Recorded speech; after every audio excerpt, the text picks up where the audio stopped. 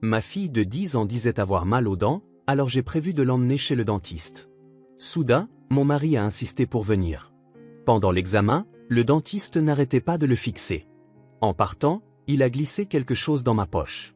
En lisant à la maison, mes mains ont tremblé. Et je suis allé directement à la police. Avant de commencer l'histoire, n'oubliez pas de laisser un like et de vous abonner à la chaîne pour voir plus d'histoires comme celle-ci. Dans le quartier résidentiel tranquille de Westport, Connecticut, Mary Harrison vivait avec son mari David et leur fille de 10 ans, Emily. Mary était infirmière à l'hôpital général local, appréciée tant par ses collègues que par ses patients. Son mari, David, était expert comptable diplômé et connu dans toute la ville comme un père dévoué, axé sur l'éducation. Les voisins disaient souvent, David Harrison est un père tellement merveilleux. Mary respectait profondément l'approche éducative de son mari. David prenait l'avenir d'Emily au sérieux, créant des emplois du temps d'études quotidien détaillés et vérifiant soigneusement ses devoirs. Grâce à cela, les notes d'Emily restaient constamment en tête de sa classe, et Mary était fière de l'excellence de sa fille. Chaque fois que David disait « Emily a un potentiel illimité, il est de notre responsabilité en tant que parents de lui construire une base solide », Mary était émue par l'amour dévoué de son mari. Les parents de David, les Robert, étaient encore plus stricts et avaient des attentes éducatives encore plus élevées que leur fils. Robert, ancien directeur de lycée, et Patricia, ancienne professeure de musique, avaient des exigences très élevées pour leur petite fille Emily également. Chaque dimanche, lors des dîners de famille, grand-père Robert examinait attentivement le bulletin scolaire d'Emily et hochait la tête avec satisfaction, disant « Je suis fier d'avoir une petite fille aussi excellente ». Grand-mère Patricia rayonnait également en disant « Emily est une enfant tellement intelligente. Elle deviendra sûrement une femme accomplie à l'avenir ». Mary était très occupée à concilier travail et vie de famille, laissant entièrement l'éducation d'Emily à David. Quand elle rentrait épuisée après ses gardes de nuit, elle voyait souvent David aidant Emily à faire ses devoirs. Chaque fois, David souriait et rapportait « Bon retour à la maison, Mary. Emily a encore bien travaillé aujourd'hui. » Le cœur de Mary se remplissait de gratitude envers son mari. Récemment, Mary s'était inquiétée qu'Emily semble moins énergique qu'auparavant. Sa fille obtenait toujours d'excellentes notes, mais elle souriait moins et affichait parfois une expression distante. Quand Mary en discuta avec David, il sourit doucement et répondit « Elle a 10 ans maintenant, cela fait partie de la croissance. Les enfants deviennent parfois plus introvertis pendant les périodes de croissance. Tu n'as pas besoin de t'inquiéter outre mesure. » Les paroles de David semblaient justes, et Mary se sentit rassurée. Emily grandissait en effet. La fille autrefois active et bavarde passait maintenant plus de temps à lire tranquillement des livres ou à dessiner seule. Mary était satisfaite de la croissance intellectuelle de sa fille, mais parfois, l'expression sombre dans les yeux d'Emily l'inquiétait. Cependant, chaque fois que David expliquait, les enfants développent des émotions complexes en grandissant, c'est naturel aussi, l'anxiété de Mary s'apaisait. La routine quotidienne de la famille Harrison se déroulait paisiblement et régulièrement. Le matin, David prenait son petit déjeuner avec Emily et l'aidait à se préparer pour l'école. Comme Mary travaillait souvent de nuit, elle était reconnaissante de pouvoir laisser la routine matinale chargée à son mari. Quand Emily rentrait de l'école, David préparait des collations et l'aidait avec ses devoirs. Au dîner, la famille de 3 discutait des événements de la journée, et le week-end, ils rendaient visite aux grands-parents pour des moments en famille. Les voisins les décrivaient souvent comme une famille idéale, et Mary était sincèrement satisfaite. Son mari était aimant et axé sur l'éducation, sa fille était excellente et grandissait bien élevée. Elle avait un travail épanouissant et pouvait rentrer dans un foyer chaleureux. Pour Mary, elle ne pouvait rien souhaiter de plus. Un soir, après le dîner, une fois qu'Emily fut montée dans sa chambre pour faire ses devoirs comme d'habitude, Mary dit sincèrement à David « Tu es vraiment un père merveilleux. » David sourit doucement et répondit « Je ferai n'importe quoi pour ma famille. Mon plus grand souhait est qu'Emily grandisse heureuse. » L'expression de David à ce moment-là était empreinte d'un amour profond, et Mary se sentit une fois de plus reconnaissante d'avoir épousé un si bon mari. La journée d'Emily commençait à 6 heures du matin avec la voix de David. « Bonjour Emily, donnons le meilleur de nous-mêmes aujourd'hui. » La douce voix de son père résonnait dans sa chambre. L'emploi du temps d'étude de David était géré à la minute près, 30 minutes avant le petit déjeuner pour réviser le travail de la veille, temps de lecture après le petit déjeuner, et devoirs et préparations l'attendaient après son retour de l'école. Mary admirait la nature méthodique de son mari, mais parfois, elle s'inquiétait des expressions tendues d'Emily. À l'école, Émilie était une élève exemplaire. Lors des réunions parents-professeurs, Madame Anderson la louait en disant « Émilie est vraiment excellente et sert de modèle pour la classe ». Cependant, elle ajoutait aussi avec inquiétude « Elle semble parfois fatiguée ces derniers temps, est-ce que tout va bien ?»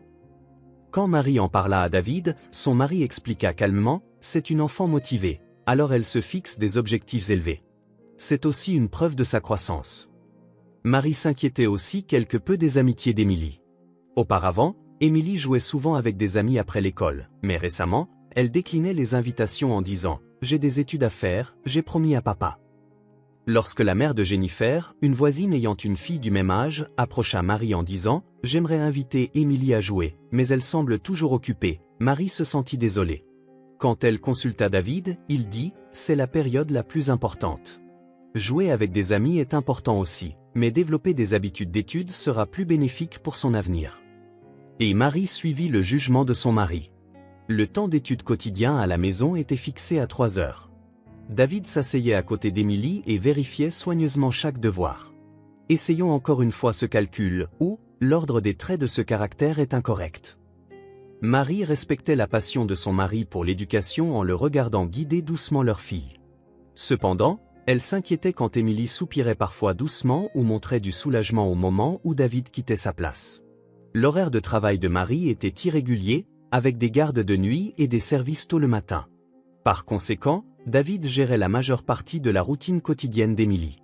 Quand Marie rentrait épuisée du travail, les tâches ménagères et l'aide aux devoirs étaient souvent parfaitement accomplies, la remplissant de gratitude envers son mari. Quand Marie disait « Merci beaucoup, sans toi, je ne pourrais pas concilier travail et éducation des enfants », David répondait « C'est naturel, car nous sommes une famille. Parce que tu travailles si dur, je peux m'occuper correctement d'Émilie. » Les attentes des parents de David, les Robert, devenaient parfois une pression pour Marie également.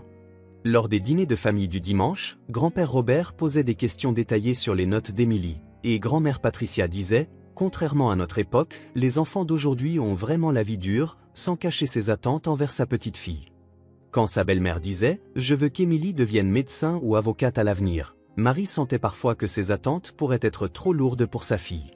Mais en voyant David répondre « Nous lui fournirons une éducation solide pour qu'elle puisse répondre aux attentes de nos parents », Marie se sentait rassurée par le sens des responsabilités de son mari.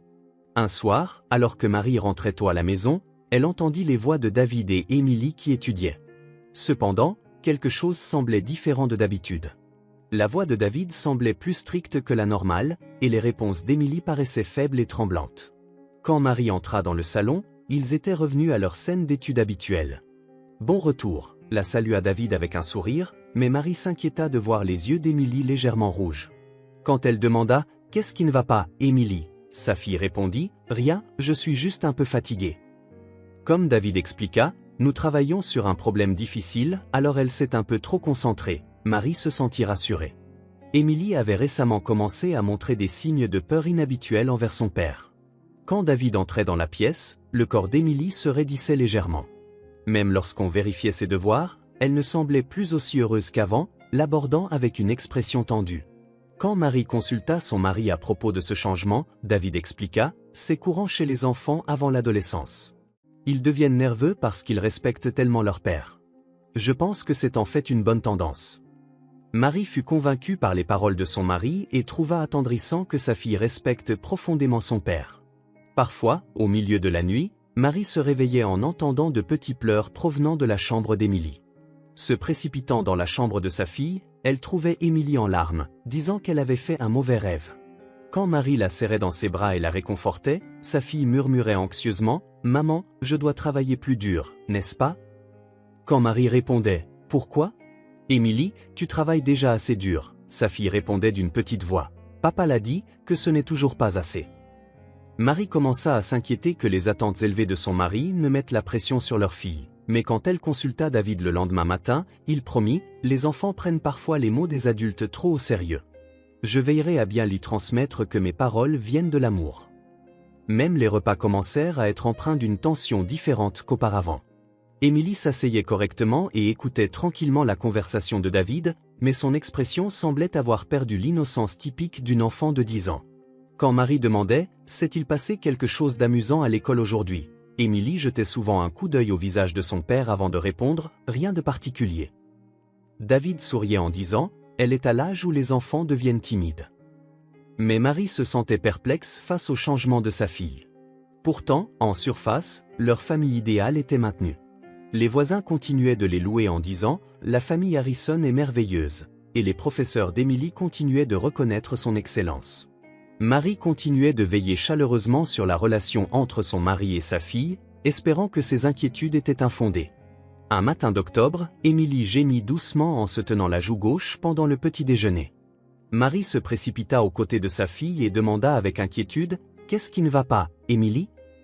Émilie répondit d'une petite voix, les larmes aux yeux, « J'ai mal à la dent. » Marie caressa doucement la joue de sa fille et consulta David. « Nous devons l'emmener chez le dentiste. » David était calme comme d'habitude et dit, « D'accord, mais si la douleur n'est pas intense, nous pourrions attendre la fin de son programme d'études d'aujourd'hui. » Mais en voyant l'expression douloureuse d'Émilie, il changea d'avis. « En fait, nous devrions probablement la faire examiner plus tôt, » dit-il en tapotant doucement la tête de sa fille.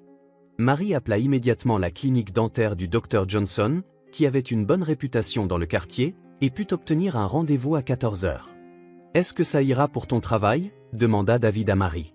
Comme Marie avait un service l'après-midi ce jour-là, elle répondit « Ça ira tant que je suis à l'hôpital avant 15 heures. » Puis David dit quelque chose d'inattendu « Je viendrai avec vous aussi. » Marie regarda son mari avec surprise. David n'avait jamais pris de congé l'après-midi en semaine pour les accompagner à des rendez-vous médicaux. « Mais et ton travail ?» demanda Marie avec inquiétude. David répondit « Je vais essayer de reporter ma réunion de l'après-midi. Je m'inquiète aussi pour Émilie. » Marie fut émue par l'amour profond de son mari pour leur famille et sourit en disant « Merci. Émilie se sentira plus en sécurité si papa est là aussi. » Cependant, la réaction d'Émilie fut inattendue. L'expression de sa fille se figea un instant et elle murmura anxieusement « Papa vient aussi ?»« Qu'est-ce qui ne va pas? Tu ne veux pas que papa vienne ?» demanda doucement Marie. Émilie secoua vivement la tête. « Ce n'est pas ça. Je serai contente si papa vient, » dit-elle, mais sa voix contenait clairement de la tension. David posa sa main sur l'épaule de sa fille et dit doucement « Ça va aller, Émilie, papa sera là avec toi, ne t'inquiète pas. » Mais Marie ne manqua pas de remarquer que le corps d'Émilie tremblait légèrement. À 14 heures, les trois Harrison étaient dans la salle d'attente de la clinique dentaire du Dr Johnson. La salle d'attente était propre et lumineuse, avec des livres pour enfants et des magazines à disposition.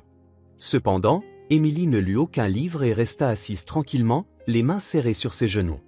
David s'assit à côté de sa fille, lui disant de temps en temps « Ça va aller. » Mais la tension d'Émilie ne se relâcha pas du tout. Quand une infirmière appela Émilie Harrison, Émilie essaya de se lever mais trébucha. Quand Marie la soutint rapidement, elle remarqua que les mains de sa fille étaient froides et moites.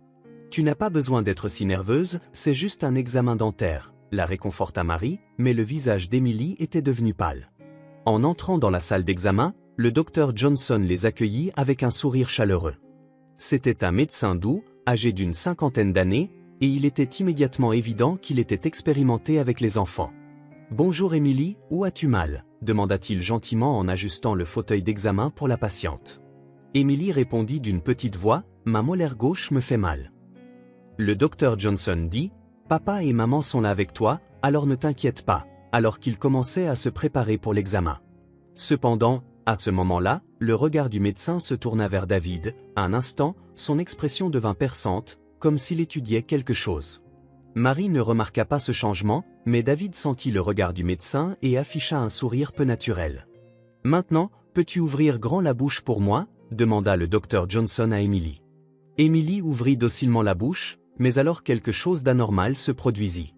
Le corps de sa fille se mit à trembler légèrement. Marie pensa qu'elle devait être nerveuse, mais elle remarqua que l'expression du docteur Johnson devenait encore plus sérieuse. Pendant l'examen, le docteur Johnson se retourna à plusieurs reprises pour regarder David avec des regards vifs. David demanda poliment, « Docteur, quel est l'état dentaire de ma fille ?» Mais la réponse du médecin fut brève et quelque peu froide. « Il n'y a pas de carie, mais laissez-moi examiner plus attentivement, » répondit le docteur, continuant à examiner la bouche avec encore plus de soin.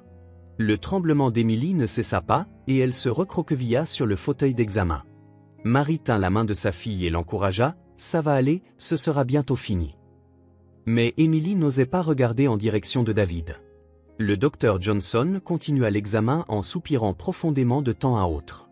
La cause de la douleur semble être le bruxisme dû au stress, annonça finalement le docteur Johnson son diagnostic.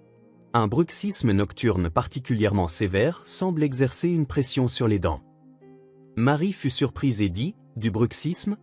Mais je n'ai jamais entendu de tel bruit. » Le docteur expliqua « Le grincement ne fait pas toujours de bruit, parfois les gens serrent inconsciemment les dents. » David questionna « Vous avez mentionné le stress comme cause, mais je ne pense pas qu'Emily ait autant de stress. » À ce moment-là, le regard du docteur Johnson se tourna vers David, et cette fois, son expression contenait clairement de l'hostilité. « Les causes de stress chez les enfants varient, » répondit froidement le médecin, continuant à écrire quelque chose dans le dossier.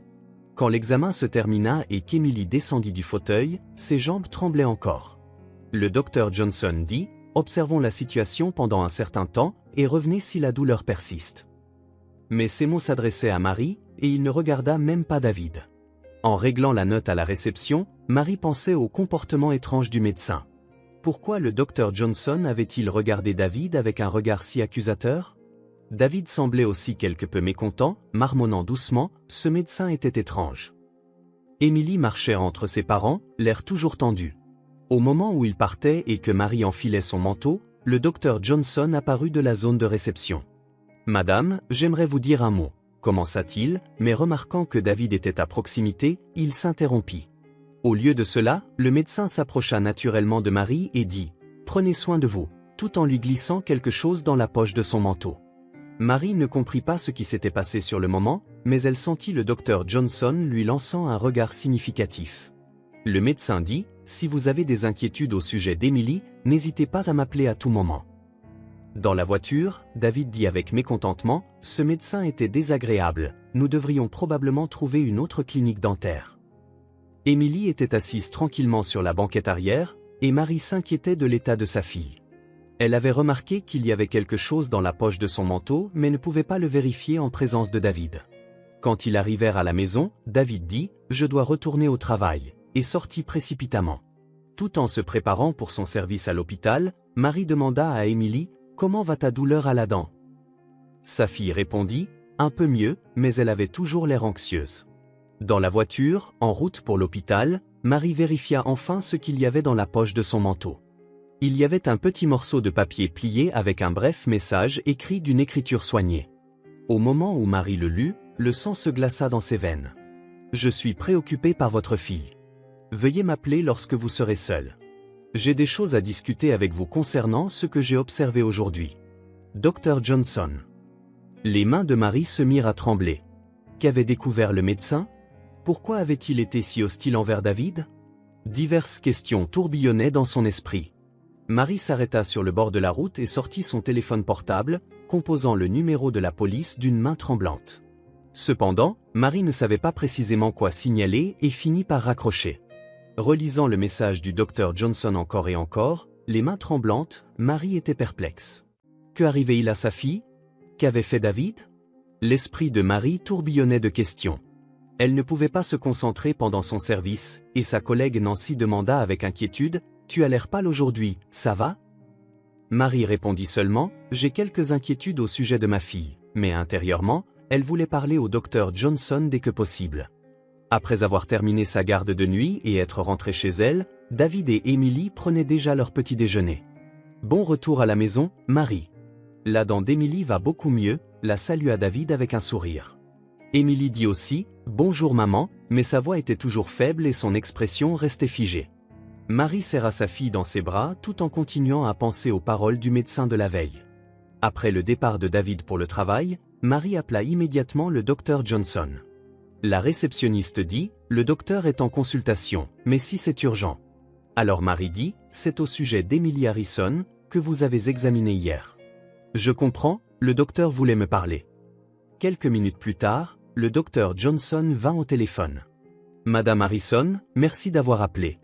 Pourriez-vous venir seule cet après-midi? J'ai quelque chose d'important à discuter concernant Emily. » La voix du médecin était sérieuse.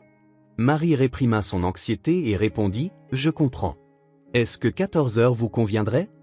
À 14 heures, Marie se rendit de nouveau à la clinique dentaire du Dr Johnson. Cette fois, elle fut conduite non pas dans une salle d'examen, mais dans le bureau privé du médecin. Le Dr Johnson avait une expression sérieuse et offrit une chaise à Marie. Quand j'ai examiné la bouche d'Emily hier, il y avait plusieurs choses qui m'ont préoccupé, commença le médecin. Quelle sorte de choses? La voix de Marie tremblait. Le Dr Johnson commença son explication, choisissant soigneusement ses mots. Premièrement, il y avait de multiples petites blessures à l'intérieur de la bouche d'Emily. Celles-ci ont des caractéristiques différentes des blessures typiques de l'enfance. De plus, il y a de légers problèmes concernant son état nutritionnel. Marie fut surprise et protesta, « Malnutrition ?» Mais Emily mange correctement ses repas et obtient d'excellentes notes. Cependant, le médecin secoua la tête. Même si un enfant semble en bonne santé en surface, le stress chronique peut avoir divers effets sur son corps. La réaction d'Emily hier était aussi clairement différente de la peur normale d'un traitement dentaire. Que voulez-vous dire? Marie sentit son cœur s'accélérer. Le Dr Johnson, fort de ses années d'expérience, pouvait reconnaître les caractéristiques des enfants maltraités. Le comportement d'Emily était clairement différent lorsque son père était présent par rapport à son absence. Particulièrement, elle était anormalement tendue en présence de son père. Marie secoua la tête. Ce n'est pas vrai. David est un père merveilleux, il est passionné par l'éducation d'Emily et a une bonne réputation de père dans le quartier. Cependant, à ce moment-là, au fond du cœur de Marie, de petits incidents qu'elle avait négligés commencèrent à refaire surface. Les pleurs nocturnes d'Emily, sa peur anormale de David, le fait qu'elle ne jouait plus avec ses amis, ses expressions tendues pendant les repas. Madame Harrison, je soigne des enfants depuis 30 ans. Malheureusement, j'ai vu de nombreux enfants qui montrent des réactions comme celle d'Emily. La voix du Dr Johnson était douce mais pleine de conviction. Bien sûr, mon hypothèse est peut-être erronée, mais si j'ai raison, Emily a besoin d'aide. Marie était perplexe, déchirée entre son amour et sa confiance envers son mari et l'avertissement sérieux du médecin. Mais je ne peux pas imaginer David levant la main sur notre fille. Au contraire, il est très axé sur l'éducation, commença-t-elle, lorsque le Dr Johnson dit doucement, la maltraitance n'est pas seulement la violence physique. La pression psychologique, les attentes excessives et le contrôle par la peur peuvent aussi constituer une maltraitance grave pour un enfant. Ce soir-là, Marie créa une occasion de parler seule avec Emily. David avait appelé pour dire qu'il rentrerait tard à cause d'une réunion tardive. Ainsi, en dînant avec sa fille, Marie aborda prudemment le sujet. « Emily, tu sembles avoir moins d'énergie ces derniers temps. Y a-t-il quelque chose qui te tracasse ?» Emily répondit d'abord que non. Mais quand Marie lui parla doucement et avec persistance, elle finit par s'ouvrir. « Maman, j'ai peur de papa », avoua-t-elle d'une petite voix. Le cœur de Marie faillit s'arrêter. « Pourquoi as-tu peur? Qu'est-ce que papa fait ?» À travers ses larmes, Emily commença à révéler la vérité qu'elle n'avait jamais pu dire à personne. « Quand je fais des erreurs dans mes études, papa fait une grimace très effrayante, puis il dit des choses comme « Je suis déçu et tu es stupide ». Parfois, il m'enferme dans ma chambre pendant de longues périodes et je n'ai pas à manger. Marie serra sa fille dans ses bras en tremblant. « Pourquoi ne me l'as-tu pas dit avant ?» demanda-t-elle. Emily répondit, « Papa a dit que c'était juste entre nous, que si je te le disais, maman serait triste aussi. » Des faits encore plus horribles furent révélés. David avait maltraité psychologiquement sa fille à répétition dans sa quête de perfection. Chaque fois qu'elle ne répondait pas, même légèrement, à ses attentes, il la grondait sévèrement, détruisant complètement son estime de soi. Il lui infligeait quotidiennement des mots comme « Tu es inutile, je te croyais plus intelligente » et « Tu es une déception », contrôlant Emily par la peur. Marie comprit enfin, l'éducation parfaite de son mari avait en réalité été de la maltraitance. Elle n'avait absolument pas compris la différence entre amour et contrôle. L'empressement de David à les accompagner à la clinique dentaire venait de sa peur qu'Emily ne dise quelque chose au médecin. Et le Dr Johnson avait percé cette vérité à jour. Le lendemain, Marie rassembla son courage pour consulter les services de protection de l'enfance. Un conseiller spécialisé écouta son histoire et dit « Nous devons agir immédiatement ». Marie décida de prendre Emily et de chercher refuge chez ses parents. En faisant ses valises, Marie réalisa profondément à quel point elle avait été aveugle. Son amour et sa confiance envers son mari l'avaient empêché de voir la souffrance de sa fille. Les louanges des voisins étaient également dues au jeu habile de David. Il avait joué le père idéal en surface, tout en contrôlant psychologiquement sa fille à la maison. Quand David rentra ce soir-là, Marie et Emily étaient déjà partis. Marie laissa une note expliquant qu'elle savait tout, qu'elle avait quitté la maison pour protéger Emily et qu'elle avait consulté les organismes professionnels compétents. Elle appela également les parents de David, les Robert, pour leur expliquer le comportement de leur fils. D'abord incrédules, les grands-parents durent finalement accepter la vérité après avoir entendu l'explication détaillée de Marie et le témoignage d'Emily. David appela à plusieurs reprises chez les parents de Marie, suppliant « C'est un malentendu, parlons-en ». Cependant, Marie, suivant les conseils du conseiller des services de protection de l'enfance, décida de ne pas le rencontrer sans la présence d'un professionnel. Une semaine plus tard, une réunion de famille fut finalement organisée. La réunion comprenait Marie, David, les grands-parents Robert et Patricia, et le docteur Wilson, spécialiste en psychologie infantile. Emily attendait dans une pièce séparée avec une conseillère. David insista d'abord, « Tout cela n'est qu'un malentendu, j'aime ma fille ». Cependant, lorsque le docteur Wilson lut le témoignage d'Emily et les résultats de son évaluation psychologique, son expression changea. « Vos actions constituent clairement une maltraitance psychologique », déclara calmement le docteur Wilson. Le perfectionnisme et l'amour sont deux choses différentes. Le contrôle par la peur laisse des blessures profondes dans le cœur d'un enfant. David tenta d'argumenter, mais face aux preuves concrètes et à l'explication de l'expert, il se tut finalement. Grand-père Robert dit à son fils d'une voix tremblante, « David, ce que tu as fait, c'est la même chose que ce que je te faisais. » L'ancien directeur admit qu'il avait été trop strict dans l'éducation de son propre fils. « Je t'ai contrôlé sous couvert d'éducation, et tu as fait la même chose à Emily. » Grand-mère Patricia pleura aussi en disant, « Notre éducation était mauvaise. Nous avons fait quelque chose d'inexcusable à notre petite fille. » La chaîne de maltraitance déguisée en perfectionnisme, transmise sur 3 générations, fut enfin révélée. David finit par admettre ses actes et promit de suivre un traitement psychologique. Cependant, Marie avait déjà décidé de divorcer. « Parce que je t'aimais, je n'ai pas vu la souffrance de ma fille, mais je ne referai plus jamais la même erreur », déclara-t-elle calmement. La procédure de divorce dura 6 mois, mais Marie obtint la garde d'Emily. David fut autorisé à des visites mensuelles sous surveillance professionnelle. Les grands-parents acceptèrent également de suivre une thérapie familiale pour reconsidérer leur manière d'interagir avec leur petite fille. 1 an plus tard, David vivait seul dans un appartement différent, tout en poursuivant son traitement psychologique. Grâce aux discussions avec son thérapeute, il en vint à comprendre profondément comment l'éducation stricte qu'il avait reçue de son père l'avait à la fois tourmenté et l'avait poussé à tourmenter Emily. Il réalisa que la peur de ne pas être aimé et d'être moins que parfait avait contrôlé sa vie et avait également contrôlé celle de sa fille. Marie et Emily vivaient une vie paisible dans leur nouvel appartement. Emily se fit des amis dans sa nouvelle école et commença à retrouver son éclat d'antan. Mère et fille cuisinaient ensemble, jouaient au parc le week-end et construisaient une relation parent-enfant naturelle, sans pression. Emily demandait parfois « Comment va papa ?», mais il n'y avait plus aucune expression de peur. 2 ans plus tard, au printemps, lors d'une visite mensuelle de David à Emily, il offrit enfin à sa fille des excuses sincères. « Papa a eu tort. Je t'aimais, mais je ne savais pas comment aimer correctement. Je suis vraiment désolé de t'avoir fait peur et de t'avoir causé de la peine. » Emily répondit « Papa, je n'ai plus peur », et prit la main de son père. C'était un petit pas, mais un moment rempli d'espoir. Les grands-parents Robert et Patricia reconsidéraient également leur approche éducative grâce à la thérapie. Lors des réunions avec leur petite fille, au lieu de s'enquérir de ses notes, ils commencèrent à lui demander « T'es-tu amusé aujourd'hui ? Et est-ce qu'il s'est passé quelque chose d'intéressant ?» Emily fut d'abord confuse, mais apprécia peu à peu les conversations naturelles avec ses grands-parents.